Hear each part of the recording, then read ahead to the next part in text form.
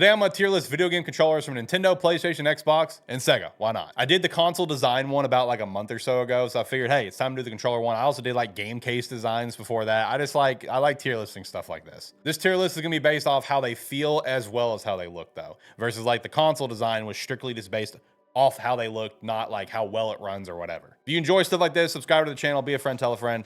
Let's jump into the tiering. All right, we got the tier list good to go with the GOAT and the WOAT, which we will decide both at the end. S tier, perfect in every way. A for amazing, near perfect. B for good, you can't go wrong. C, it's fine, it gets the job done. D, would rather not use this, but you will if you have to. And F, who signed off on this? Because there's definitely some that like that. Like I said, we're just focusing on Nintendo, PlayStation, Xbox, and Sega, and just really the main like first-party devices and controllers and such. We're not doing third-party stuff. We're not doing like, we have some like specific controllers in here, you know, and I may have missed some. If I missed something, just let me know. It's not a big deal. Don't worry about it. Let's get to tiering. So kicking things off is with the classic NES controller. That is the one that was over here for us.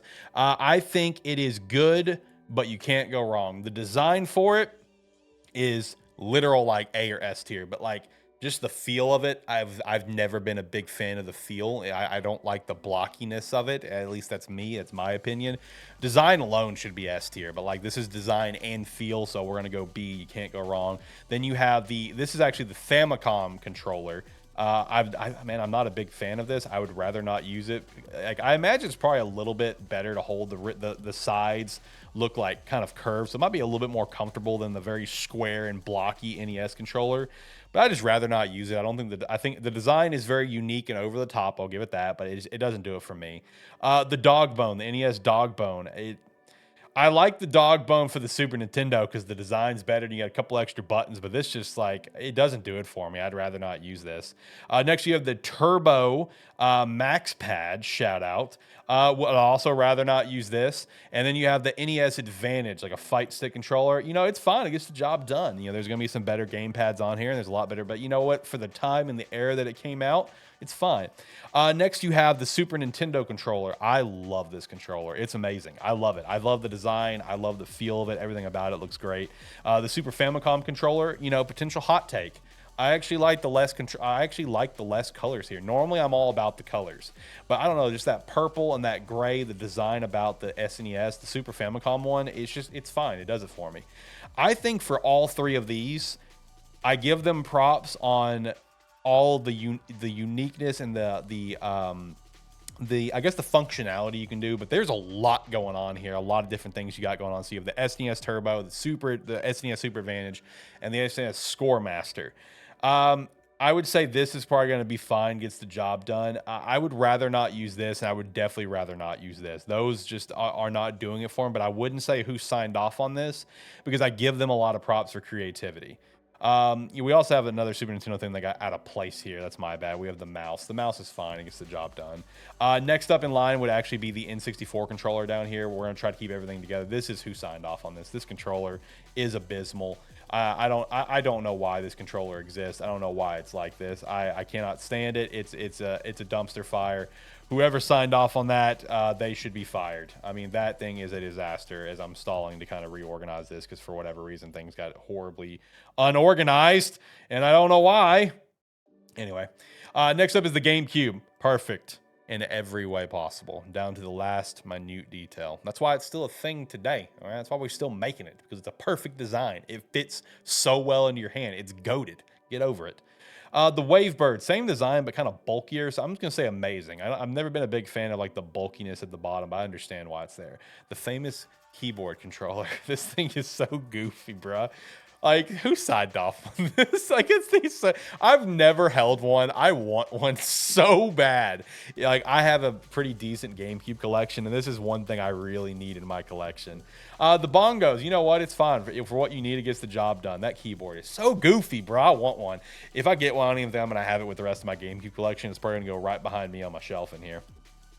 Next up, we have the Wiimote and the Nunchuck combo, which I think the combo is good, man. You can't go wrong. The single Wii mode as well, also very good. You can't go wrong.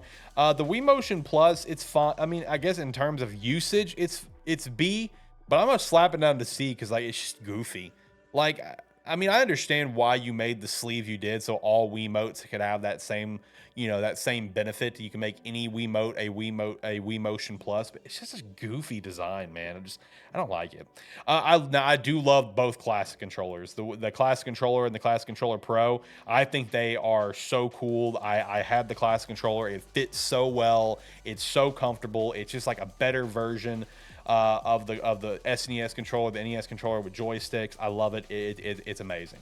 The Wii U, I'm gonna say it's good. I think when you look at the Wii U, and especially when you look at the Switch and the Switch 2, and like what they were going for, and honestly, even playing the Wii U myself, like I don't think it's bad. I mean, obviously the Wii U was a failure for a long list of reasons, like we could go into in another video anytime, but like, I think it's fine. I think it feels fine. It plays fine. I never had a problem with it. I think it's really unique, man. The Pro controller is actually amazing, though. The Pro controller, the Wii Pro controller, is actually pretty legit.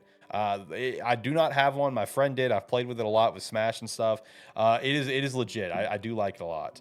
Nintendo Switch 1 Joy-Cons, the dual Joy-Cons, it gets the job done. Same thing with the single Joy-Con. I'd put this under D, though. I'd rather not have to use a single Joy-Con. Outside of like Mario Party games, I really would rather. I've used a single Joy-Con for like playing Smash at work with my friend and stuff, and I would rather just not use it. It's whatever. The Joy-Con grips, it's also fine. It's kind of weird. It's so square. It's kind of weird to hold, but it gets the job done. The Pro controller is S tier. The Pro controller is goated. I love the Pro controller. Pro controller is absolutely amazing.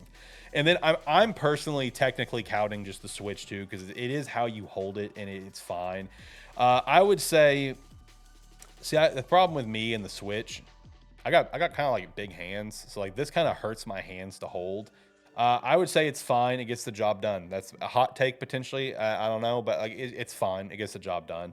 Switch 2 Joy-Cons. I think they're a notch above. Everything here will be a notch above what we have for the most part. So like the Joy-Cons, I would say the dual Joy-Cons is a right a notch above. I would say the single, I would put a notch above as well. I would say the grip a notch above, and I would say the Switch 2 just a notch above. Like they're just a notch above what we currently have.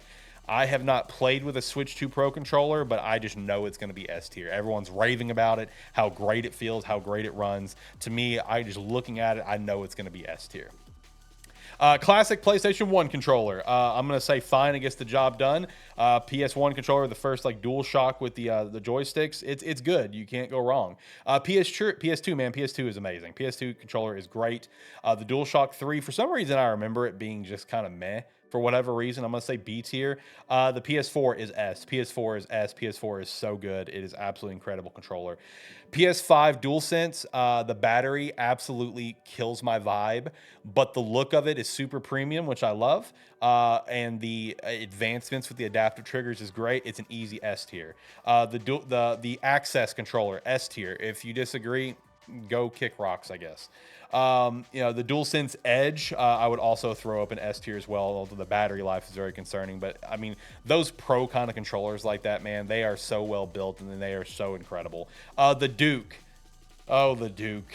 Oh, the Duke. I would rather not use this, but the Xbox Slim, though, I'm going to be honest, that's an S tier. I love the original Xbox controller, the Slim one. The Duke is just nostalgically good, but it's like I would rather not use this. The Xbox 360 also S tier. I still use this controller to this day on like my PC. I alternate between a couple controllers on PC, and this is one of the ones that I use. This controller is absolutely incredible. The Xbox One controller, I would say, is S tier as well, man. The premium feel of it, like the metallic at the top around the X and stuff. Xbox One is an absolutely great controller. In fact, all three of these we're throwing up an S tier, man. You have the Elite 1, the Elite 2, and the Core Elite. Dude, the Elite controllers for Xbox is amazing. Oh my God.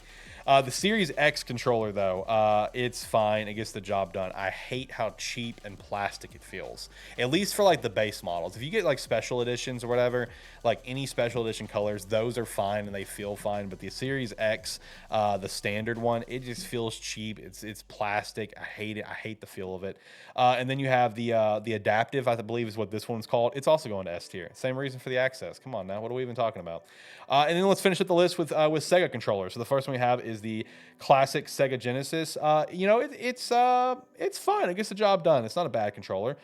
This thing here is the Sega Genesis arcade stick. I think it's fine. It gets the job done. Same thing with the Sega Saturn controller. Also gets the job done. I think this is the Sega Genesis MK 1470. I think it's also fine. This Sega Saturn as well, the later model of it, is also fine. This thing, who approved this? The 3D control pad, who approved this thing?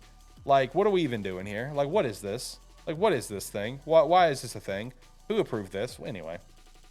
Next up, we have like the Dreamcast fishing rod, which, you know what? I'm going to say gets the job done.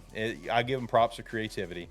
I actually kind of like this arcade stick. I've never got a chance to use it, but I would say it looks good. I'm going to say good. I'm just going to make an assumption here. Maracas, I give you props for creativity. That's going to a C tier. Yes, that is an actual controller, if you didn't know.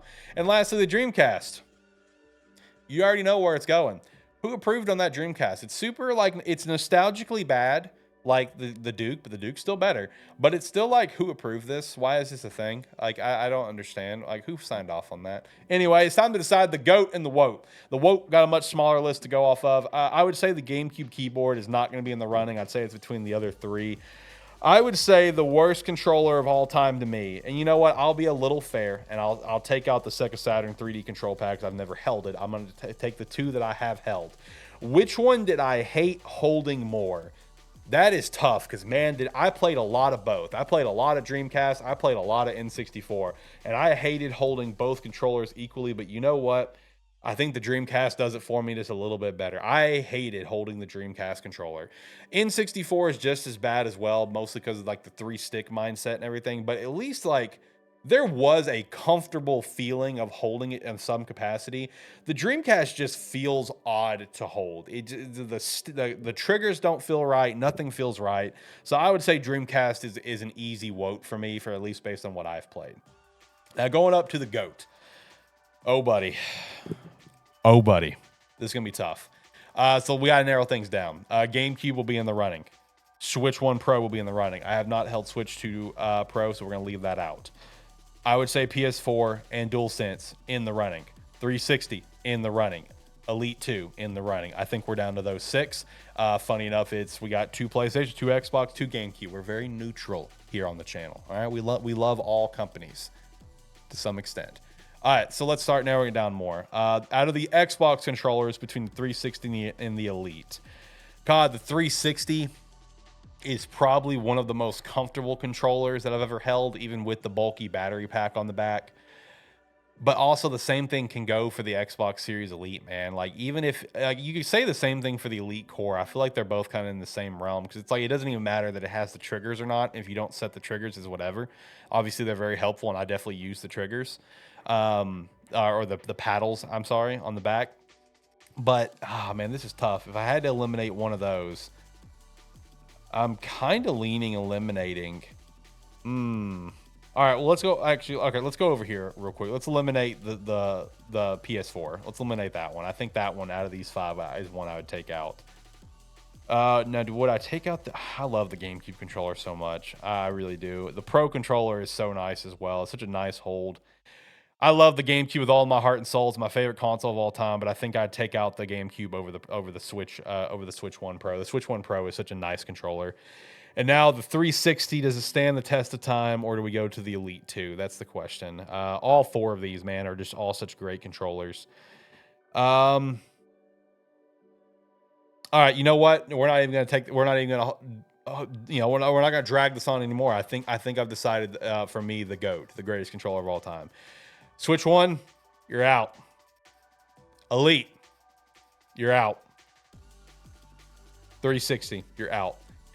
So I think in terms of overall usage, the 3 controllers I just eliminated, I use more, right? And I play my PS5 a decent amount, but the thing about the DualSense is, while I do have a beef about the battery, the controller itself feels great. And the controller itself fixed one problem I always had with PlayStation controllers, where I always felt like they were a little too small for me, because I've never been a big fan of the joysticks beside each other. I prefer the offset joysticks like a GameCube, a Switch, a 360, etc. So even though, yes, the joysticks are still beside each other, the controller is bigger. It fits better in my hand, but I've got to give Sony so much props with the advancements they've made on the controller, with the speaker system within and what it can do. I know the PS4 had it as well, but the PS5 does it better. The adaptive triggers is incredible. I love how the lights around the pad will change colors for various things that you're doing in the game. Like Hogwarts Legacy, it would change for the house that you're on. If you're in a certain environment in other games, it would change colors like red, blue, purple, whatever. Like everything about the DualSense is like, I got to give Sony so much props for the advancements they made for the DualSense. So for me personally, I would say it's the greatest of all time of right now. The battery needs help. I would definitely say that. My batteries, I've had multiple controllers and all the batteries are subpar at best. But man, just the feel of it feels so premium. It feels nice to hold even for me, even though I've never been a fan of the side-by-side sticks. Everything about it, I think, is awesome. I think it's great. It's great. I think it's the greatest controller of all time for me as of now. But even though that was very quick and I didn't drag it on, that was a lot harder for me than you think it was. But hey, if you made all the way to the end of the video, let me know your thoughts on my tier list. Let me know what is your favorite controller of all time. What is your least favorite? And if you enjoyed tier list and discussing things and whatever, subscribe to the channel. We have a live podcast, Gamesthetic. We do pretty much every Saturday around 6 p.m. Central Standard Time. And we'd appreciate your extra support. Check out all the stuff down in the description below. Until next time, have a good one. See ya. Bye.